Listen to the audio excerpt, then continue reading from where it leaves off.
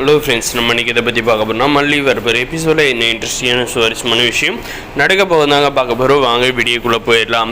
நம்ம மல்லியை பார்த்தீங்கன்னா போட்டு சித்திரவதைப்படுத்த சொல்லி இந்த லேடிஸ் போலீஸ் கையில் வந்து இந்த ராஜேஸ்வரி வந்து பணம் கொடுத்துருக்காங்க. அந்த பணத்தை வாங்கிட்டு இந்த லேடி போலீஸும் பார்த்தீங்கன்னா நம்முடைய மல்லியை வந்து அடி அடித்து தலையில் ரத்தம் வர அளவுக்கு வந்து செய்கிறாங்க.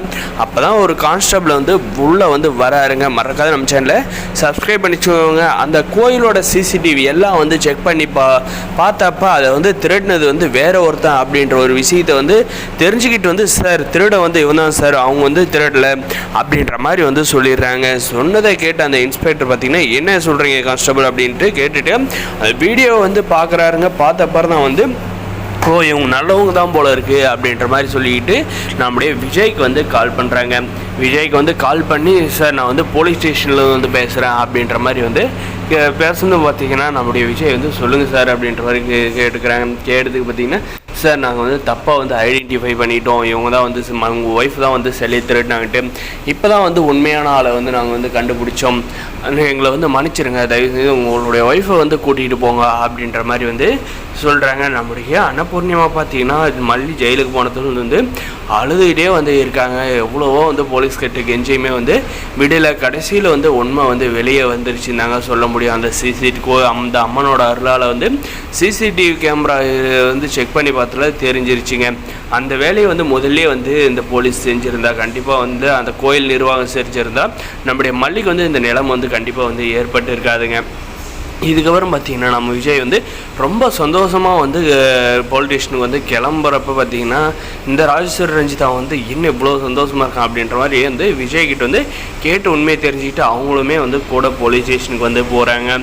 விஜய் பார்த்திங்கன்னா மல்லியை வந்து பார்த்தேன்னு சொல்லிட்டு சும்மா பரபரப்பாக வந்து ஓடி போயிட்டு பார்த்திங்கன்னா சரி வந்தாங்க சார், உண்மையான திருட, நீங்கள் ஒய்ஃபை கூட்டிகிட்டு போகலாம், உங்கள் ஒய்ஃப் மேலே வந்து உங்கள் ஒய்ஃப் வேகலை இவன் தான் வச்சேன் அப்படின்ற மாதிரி சொன்னதும் பார்த்திங்கன்னா மல்லி வந்து திருடி இருக்க மாட்டான்னு எனக்கு தெரியும், ஆனால் வந்து நான் வந்து அது வந்து அப்படியே வந்து விட்டு இருக்கக்கூடாது, என்னுடைய தப்பு தான் அப்படின்ற மாதிரி வந்து சொல்லிவிட்டு அதுக்கப்புறம் அந்த சிலையை வந்து ஆட்டிய போட்டான் பார்த்தீங்களா, அவங்கிட்ட போகிறாருங்க. போயிட்டு எதுக்காகடா சிலையை வந்து திருடினேன், அதுவும் நாங்கள் வந்து கோயிலுக்கு வர நேரத்தில் எதுக்கு திருடினேன் அப்படின்ற மாதிரி வந்து கேட்குறாங்க. அதுக்கு அவன் சைலண்ட்டாக இருக்கிறவங்க பார்த்தீங்கன்னா நம்ம விஜய் வந்து மரியாதையாக வந்து உண்மையை சொல்ல போறியா இல்லையா அப்படின்ற மாதிரி வந்து சொல்கிறாங்க. ஒரு பக்கம் இந்த ராஜேஸ்வரி ரஞ்சிதா வந்து எங்கே மாட்டிக்க போகிறோமோ அப்படின்ட்டு வந்து முழிச்சிக்கிட்டே இருக்காங்க. நம்முடைய விஜய் பார்த்திங்கன்னா என் ஒய்ஃப் பேக்கில் என் ஒய்ஃப் வந்து அந்த மாதிரி பண்ணியிருக்க மாட்டான்னு நல்லா தெரியும், ஆனால் வந்து நானும் கொஞ்சம் வந்து ஜெர்க் ஆகிட்டேன், ஆனால் வந்து நீ எதுக்காக என்னுடைய ஒய்ஃப் பேக்கில் வந்து திருடி அந்த சிலையை வச்ச, யார் வைக்க சொன்னாங்க, என்ன காரணம் அப்படின்ற மாதிரி வந்து